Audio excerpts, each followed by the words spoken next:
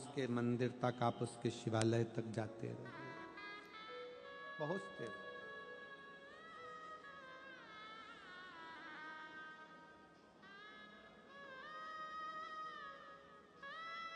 शिवरात्रि की एक कथा मिलती है।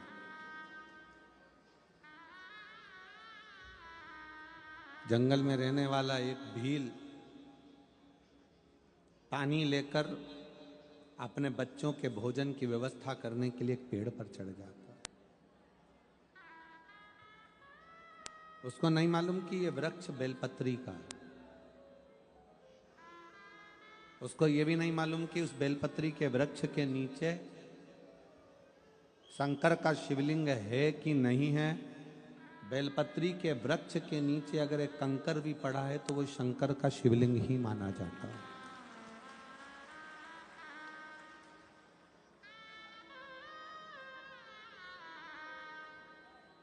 वो विश्वास एक हिरण को मारने के लिए, बच्चों का पेट भरने के लिए धनुष बाण लेकर पेड़ पर चढ़ा है, पीने का पानी लेकर चढ़ा हुआ है।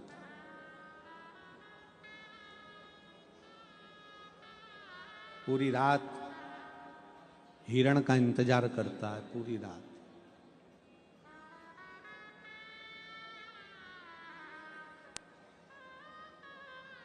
और पूरी रात जब वो हिरण का इंतजार करता है तब एक हिरण दिखता है। उस हिरण को मारने के लिए वो बाण छोड़ता है। उसके पहले हिरण उससे निवेदन करता है कि मुझे मत मारो, मेरे बच्चे इंतजार कर रहे हैं।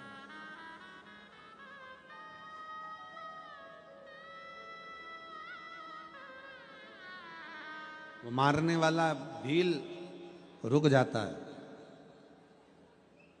हिरण कहता है मेरे बच्चों को मैं दूध पिलाकर आ जाऊं, उसके बाद मुझे मार देना, फिर तू मुझे काट लेना, खा लेना। वो भील हिरण के वचन पर विश्वास कर लेता और कह देता है जाओ, जल्दी आना। भील बैठा हिरण का इंतजार करता है कि आएगा आएगा आएगा। हिरण के साथ वालों ने कहा कि मत जा, अब तो तू बचकर आ गया, अब तो तू बचकर आ गया, मत जा। पर हिरण ने कहा,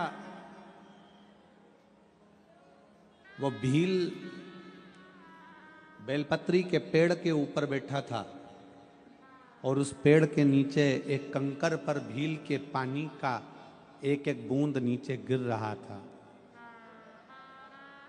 उस जगह पर मेरा शिव विश्वास के रूप में बैठा है। मुझे लगता है कि मेरा शंकर ही मेरा इंतजार कर रहा है, इसलिए मुझे जाना पड़ेगा। मुझे लगता है मेरा शिव मेरा इंतजार कर रहा है, इसलिए मुझे जाना पड़ेगा।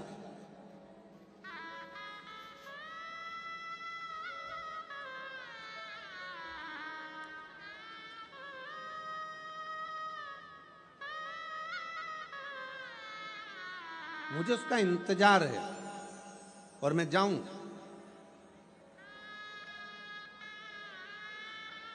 एक दीदी बैठी है जिसके घर में 25 साल तक औलाद नहीं हुई। आप जरा विचार करिएगा कि 25 साल में ऐसा कोई डॉक्टर छोड़ा होगा उसने इलाज के लिए? बोलो जरा, छोड़ा होगा?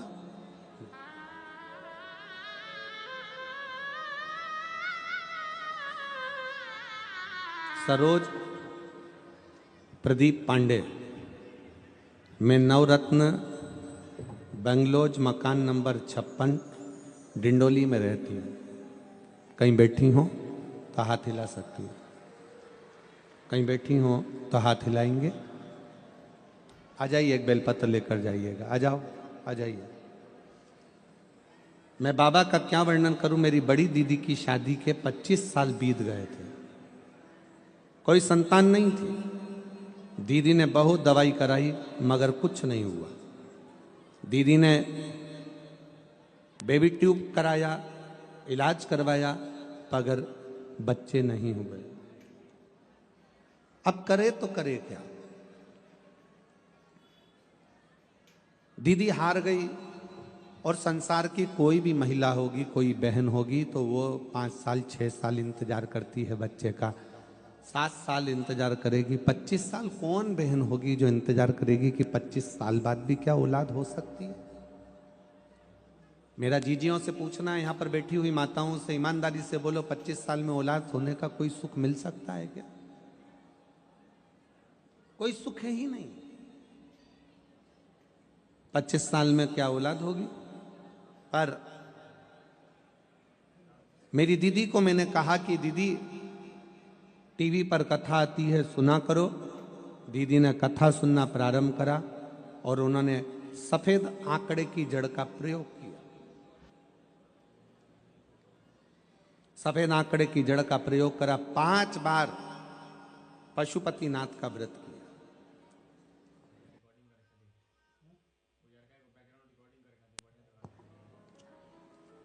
5 बार पशुपतिनाथ का व्रत किया। आस थोड़ी सी कम हो जाती है जब 1 व्रत करो और भगवान ना सुने, 2 व्रत करो भगवान ना सुने, 3 व्रत करो भगवान ना सुने।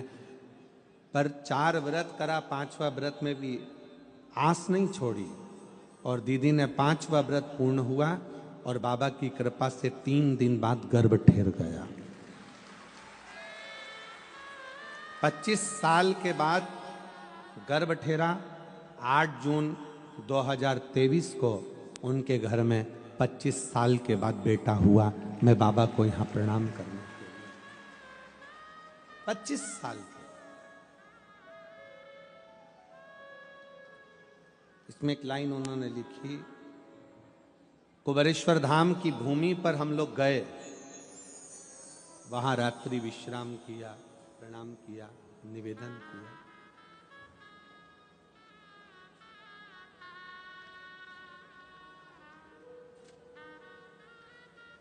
मेरी जीजियां, मेरे जीजा, मेरी बेटियां, बेटा मेरे बैठे हुए हैं, ये जानते हैं कि 25 साल में संतान आना ये बहुत कठिन विषय है, बहुत कठिन।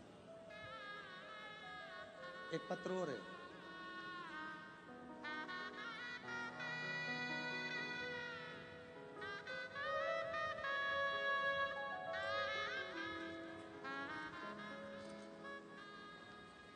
सोनू वासु रावत, पति Vasu Jaman Lal Rawat, Lakshmi residency Dindoli Surat. Mobile number ये है। कहीं बैठी हो तो हाथ हिला सकते हैं। Sonu Vasu Rawat, Vasu Jaman Lal Rawat, plot number C701, Lakshmi residency Dindoli Surat. Mobile number ये है। कहीं बैठी हो तो हाथ हिला सकती हैं और अगर बैठे हो, अच्छा इधर हैं, हाथ हिला सकती हैं एक बार और फिर अगर बैठे हाथ हिलाइए और बेलपत्र लेने के लिए आ जाइए। शिव जी को जल चढ़ाने का क्या फल है? पहले तो मैं सम्राट भाई सुनील भाई को बहुत बहुत धन्यवाद देती हूं कि जिन्होंने हमें कथा सुनने का मौका दिया। 14 अक्टूबर 2022 को परिवार के कुछ कारण से विवाद हुआ और हमको अलग कर दिया। जब हमें निकाल दिया तब हमारे पास सिर्फ शरीर पर कपड़ा था और पैरों में चप्पल थी। ना रहने का घर था, ना खाने का कुछ था। पैसे तो गुरुदेव 1 हफ्ते तक हम घर तलाशते रहे रहने के लिए, तब जाकर एक रूम मिला। रूम फिर केवल 4 दीवारी का एक रूम था जिसमें कुछ भी नहीं था। पति पत्नी, ना सोने का ना खाने का। देखते देखते 6 महीने निकल गए उसी रूम में रहते हुए। हमारा व्यापार कुछ भी नहीं, कर्जे में लदालूम हो गए। परेशानियां पीछा नहीं छोड़ रही। पहली बार आपकी कथा सुनी तो थोड़ी सी हिम्मत आ गई और हिम्मत यह आई कि आपने कथा में कह दिया कि मनुष्य का जन्म मिलता है तो बाबा ने कुछ ना कुछ तुम्हारे भाग्य में लिखकर जरूर भेजा है, हिम्मत मत हारना। बस वो बात अड़ गई। अब विचार कर लिया कि कुछ भी करते हैं, पंडाल में जाकर शिव महापुराण की कथा सुनते हैं। कहाँ जाएं? कुबेरेश्वर धाम में रुद्राक्ष महोत्सव था। हम नहीं जानते रुद्राक्ष उत्सव का महत्व क्या होता है, पर उस भूमि पर बैठकर हमने रुद्राक्ष उत्सव की कथा सुनी। पंडाल में बैठकर जब कथा सुनी, बाबा से विनय कर कर आए कि कोई भी ऐसा काम धंधा लगा दीजिए जिससे हमारे जीवन में थोड़ी सी उन्नति आए।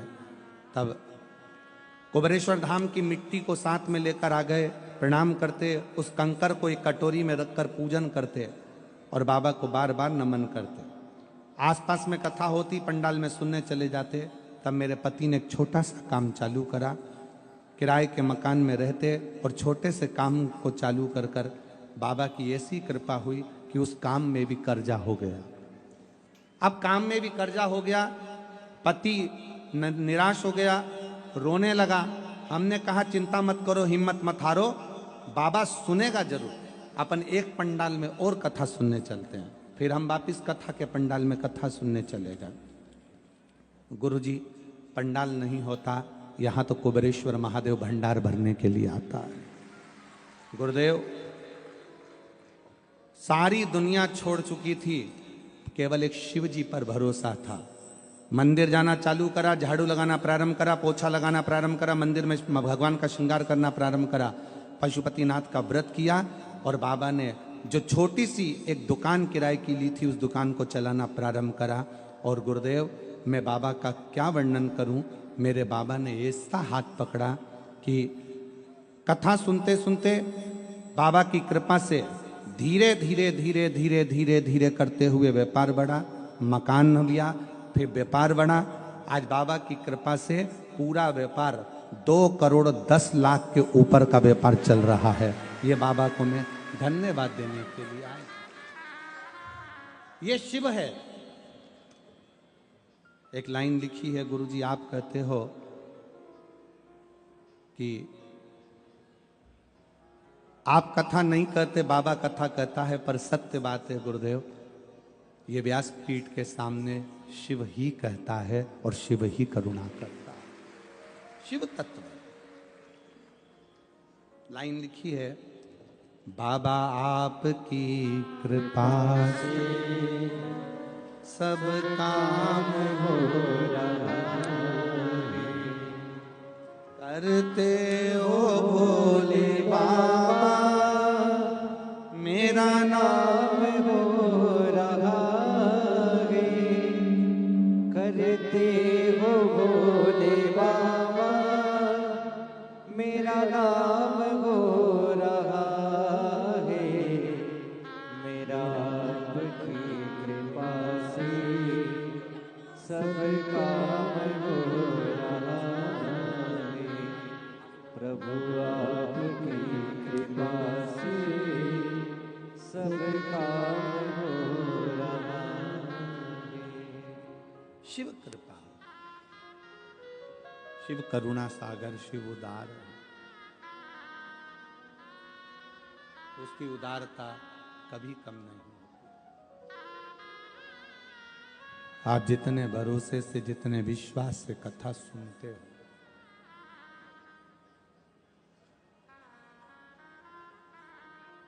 लाखों की भीड़ है,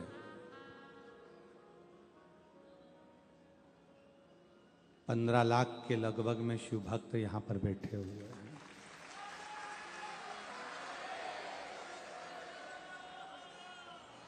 लाखों की भीड़ है, कोई सीमा नहीं है शिव भक्तों की। पूरी रात सफर करा है, पूरी रात चलते चलते चलते चलते यहां पहुंचे। केवल एक आस, एक विश्वास कि शिव है, खाली नहीं रह सकता।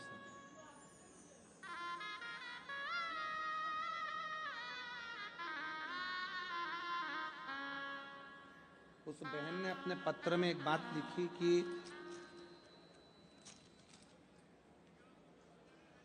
एक दो दिवाली तो हमारी ऐसी ही निकल गई कि हमारे घर में कुछ था ही नहीं।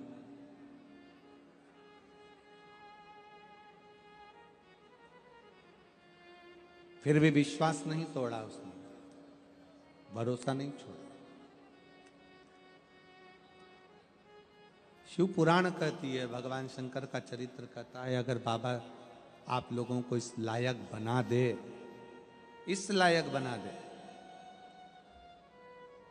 कि अपने हाथों से अपन कुछ कर चले। मैं सम्राट भाई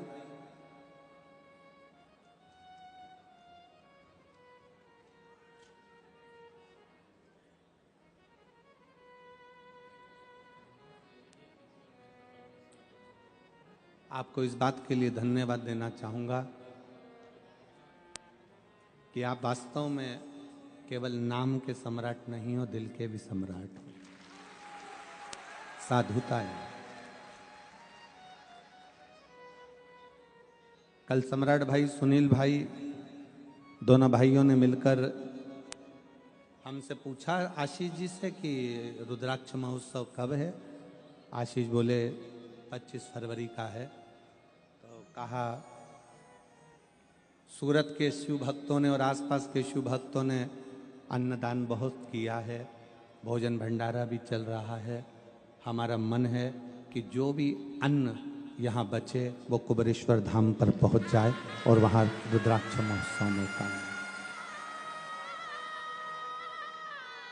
मैं सुनील भाई, सम्राट भाई, आपके इस भाव को, आपके इस विचारों को बहुत बहुत साधुवाद देता हूं कि इन शिव भक्तों ने शंकर के लिए दिया था और शंकर की भूमि पर ही जाकर अगर वो रुद्राक्ष महोत्सव में लगे तो इससे बढ़कर सुख क्या हो। उसके लिए आपको साधुवाद। एक बार जोरदार ताली बजाकर मैं सुनील भाई, सम्राट भाई को इस चीज के लिए बहुत साधुवाद। आपका ये विश्वास,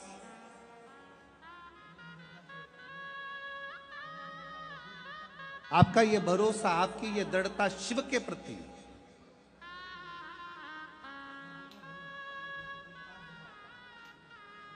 शंकर के प्रति।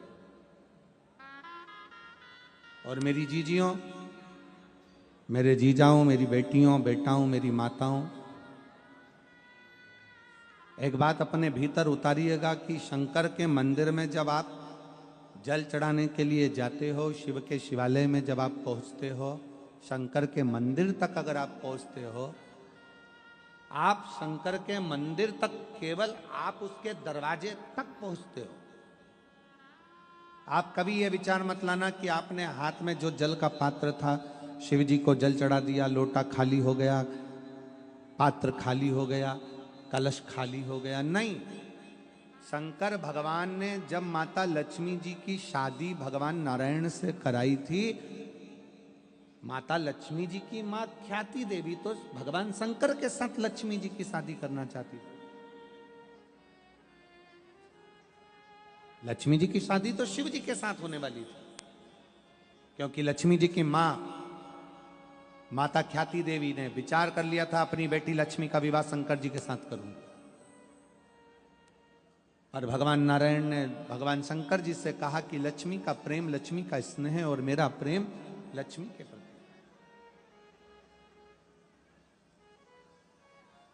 ये लक्ष्मी को मैं अपने साथ रखना चाहता हूं। शिव जी ने ख्याति देवी को कहा कि ख्याति, तुम मेरी आराधना करती हो, मेरी पूजन करती हो, मेरी आराधना में डूबी रहती हो, तो मैं तुमसे एक वर मांगता हूं। केवल आज तक मैंने दिया है, मैं आपसे मांगता हूं।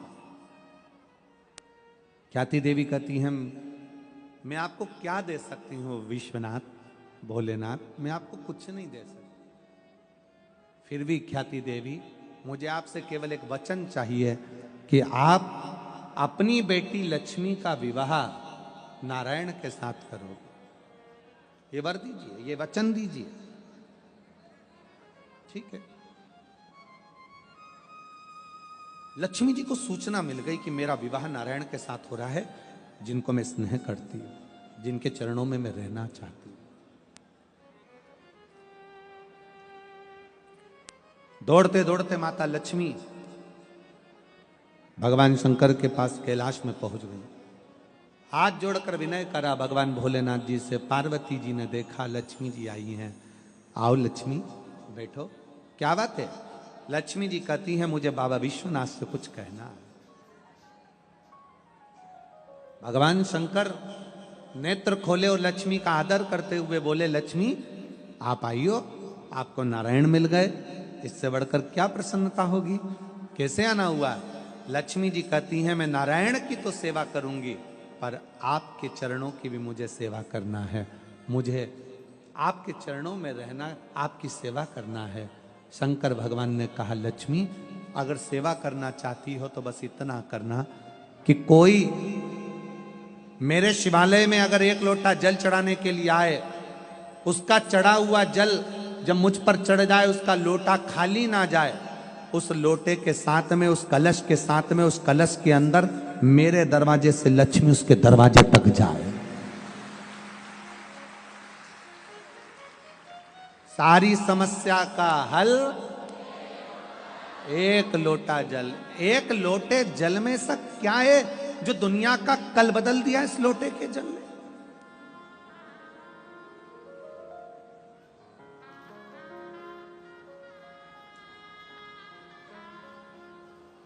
एक पत्नी से एक पति का झगड़ा हुआ।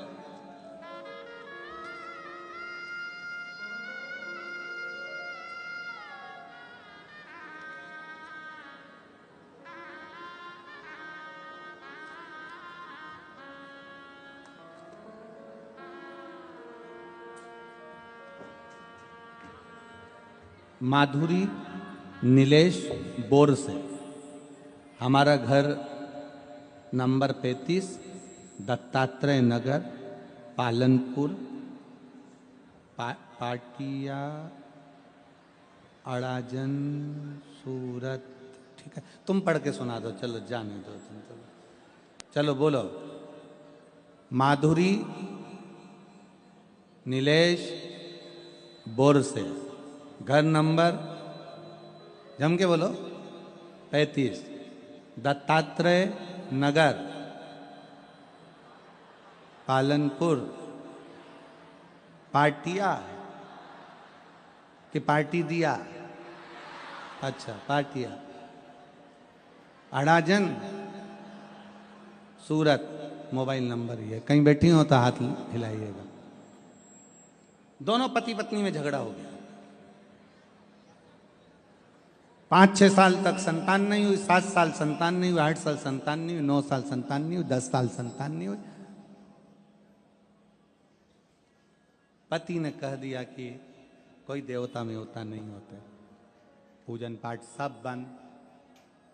कितनी सारी जगह से गोदी भरवाई, ढेर सारा नरियल ले लेकर आ गए और संतान का सुख नहीं, सब बंद। एक रिश्तेदार के कहने पर मैंने कथा सुनना प्रारंभ करी और अपने पति से कहा कि अपन दोनों मिलकर पशुपति व्रत करते हैं। पति बोला ये पशुपति व्रत क्या होता है? मैंने तो कहीं पढ़ा ही नहीं। वो सीवर वाला महाराज बताता है। अब पशुपति व्रत का एक नियम बड़ा भारी होता है कि पत्नी अगर व्रत कर रही है तो उसकी भी थाली अलग जाती है, और पति अगर व्रत कर रहा है तो उसकी भी थाली अलग जाती है। पत्नी का भी प्रसाद अलग जाता है, पति का भी प्रसाद अलग जाता है। इसके भी दिए अलग जाते हैं, उसके भी दिए अलग जाते हैं। अब पत्नी ने पति को पकड़ा दी थाली। ऐसा दिया जलाने से कोई बच्चा होता है? वो लिख रही है कि आज मेरे पति मुझे आपका नाम ले लेकर बार बार धन्यवाद देते हैं कि 10 साल के बाद मेरे घर में औलाद हुई। 10 साल के बाद मेरे घर में औलाद हुई है। 10 वर्ष के बाद बेटे का फोटो भी लगाया उन्होंने, बच्चे का फोटो। 10 वर्ष के बाद मेरे घर में औलाद हुई। ये शिव कृपा से ही, शिव उदारता से हुई। एक का विश्वास दृढ़ है, दूसरा विश्वास से डोला हुआ है, क्योंकि उसको लगता है कि ये सब आडंबर हो सकता है, ये सब नाटक हो सकता है।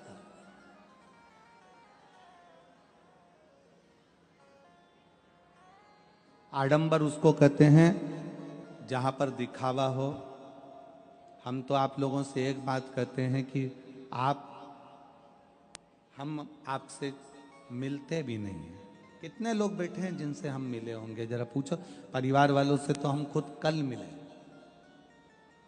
क्योंकि हमारा 5वां 6ठा दिन मिलने का होता है, पर स्वास्थ्य के कारणवश थोड़ा सर्दी खांसी होने से, फीवर आने से हम नहीं मिले। तो कल मिलना हुआ परिवार से, मिले ही नहीं।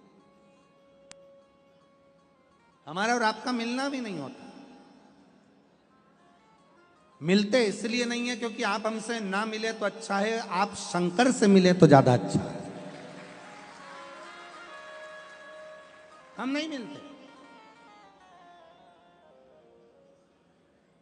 हाँ, कई लोगों ने कहा गुरुजी आप ऐसे कथा में तो कभी नहीं मिलते, पर प्रयागराज में जो आपकी कथा है 10 फरवरी से 16 फरवरी तक, वहाँ तो सारे संत मिलते हैं, सारे गुरु मिलते हैं, सारे साधु मिलते हैं, सबके अखाड़े लगते हैं, सब महाराज होना अच्छे से बैठकर सब अपने अपने भक्तों से मिलते हैं। तो प्रयाग में तो तुम्हें मिलना पड़ेगा, चाहे कुछ भी हो जाए।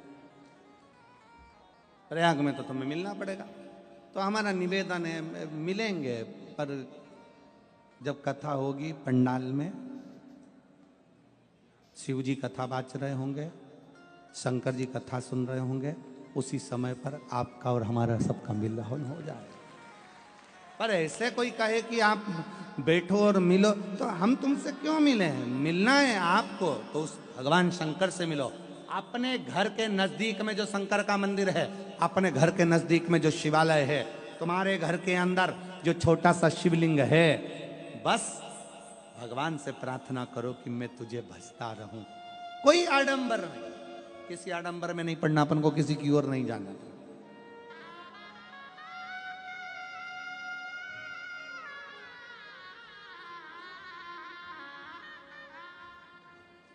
बहुत दिखावा होता है दुनिया में। लोग कहते हैं हमारे पास में आओ, हम तुम्हारा दुख मिटा देंगे। मेरे पास आना, मैं तुम्हारी तकलीफ मिटा दूंगा। मेरे पास आना, मैं तुम्हारा दुख मिटा दूंगा। नहीं नहीं, शिव महापुराण की कथा कहती है दुख तुम्हारा है, तकलीफ तुम्हारी है, तो मिटाना भी तुम्हें ही पड़ेगा। दुनिया में कोई नहीं मिटा सकेगा। पेट तुम्हारा दुखा है तो दवाई तुम्हें खाना है, सिर तुम्हारा दुखा है तो दवाई तुम्हें खाना है। तुम्हारा पेट दुखे और पड़ोसन को दवाई खिलाओगे तो असर नहीं करेगी।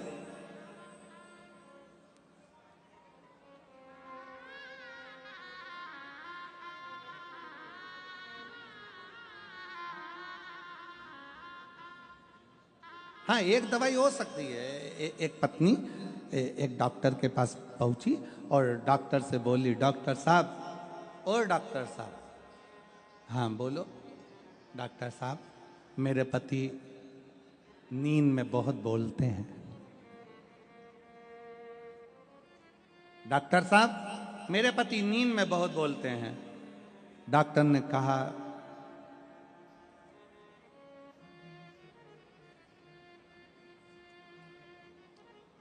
इनको दिन में बोलने दिया करो। जो दिन में बोल लेता है वो नींद में नहीं बोलता है, और जो दिन में नहीं बोल पाता, मन में भर भर के बैठा रहता है, तो रात को सोते सोते गुर्राटे में भी बड़बड़ाता रहता है। इनको दिन में बोलने, दिन में बोलने।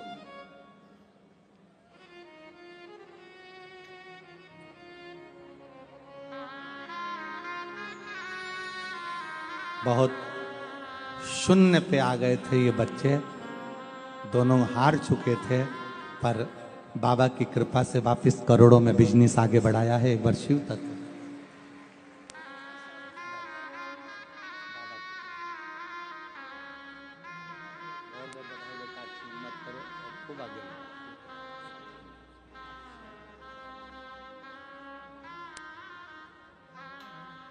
घर से निकले थे तब कुछ नहीं, शून्य, केवल पांव में चप्पल थी, मकान भी नहीं था, एक जोड़ कपड़े में बाहर निकल।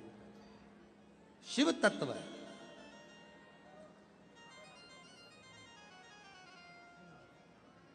शंकर की कथा कर रही है, भगवान शिव का चरित्र कर रहा है, शिव पर करा गया भरोसा टूटता नहीं, कभी भी टूटेगा नहीं। इसलिए आप सबसे निवेदन है, आओ प्रयागराज की भूमि पर कथा सुनने के लिए आओ, क्योंकि प्रयागराज में केवल कुंभ नहीं है, प्रयागराज में महाकुंभ है। महाकुंभ। और महाकुंभ का मतलब क्या होता है? अर्ध कुंभ 6 वर्ष में आता है, पूर्ण कुंभ 12 वर्ष में आता है। नासिक में, हरिद्वार में, प्रयाग में, उज्जैनी में ये 12 वर्ष में कुंभ आता है। पर जब 12 बार एक जगह का कुंभ पूर्ण होता है तब 144 वर्ष के बाद महाकुंभ आता है। और अगला महाकुंभ प्रयागराज में अभी 2000 क्या चल रहा है 25। अगला महाकुंभ पड़ेगा 2170 में। अभी 2000 चल रहा है, उस समय पर 2170 चलेगा। और उस समय पर कुंभ आएगा जब हमारी तीसरी चौथी पीढ़ी हमारे सम्मुख में, अपन तो होंगे नहीं, अपने लड्डू गोपाल, बाल गोपाल, उनकी जो पीढ़ी चल रही होगी दूसरी तीसरी, वो कुंभ को देखेंगे। तो छोड़ना नहीं। 10 फरवरी से 16 फरवरी तक प्रयागराज में सतुआ बाबा शिविर, त्रिवेणी का घाट, प्रेम से अपना छाता, अपना बिछाना, अपना ओढ़ना साथ लेकर चलना, 2 पानी की बोतल, थोड़ा सा खाने का अपना भी और अपने पड़ोसी का भी, बड़े प्रेम से रहकर 7 दिन। क्योंकि ये जीवन का ना जाने कौन सा क्षण है जो आप और हम 144 वर्ष बाद पढ़ने वाले इस सुंदर कुंभ में शिव महापुराण की कथा सुने, श्रवण करेंगे।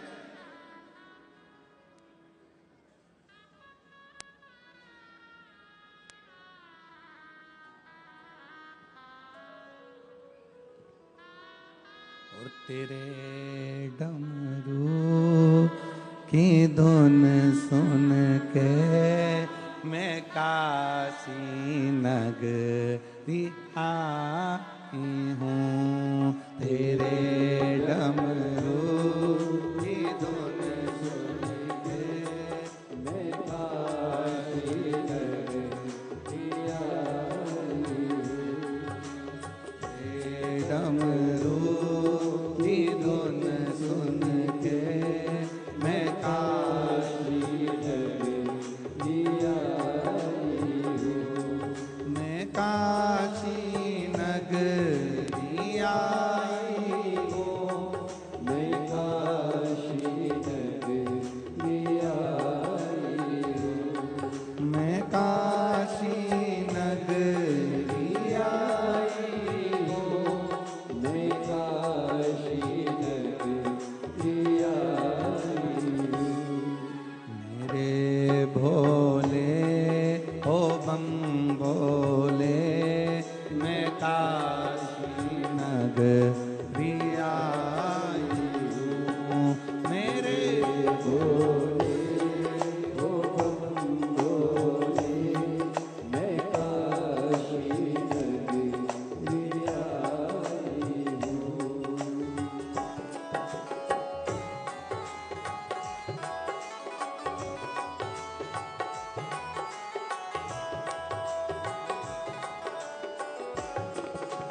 बोले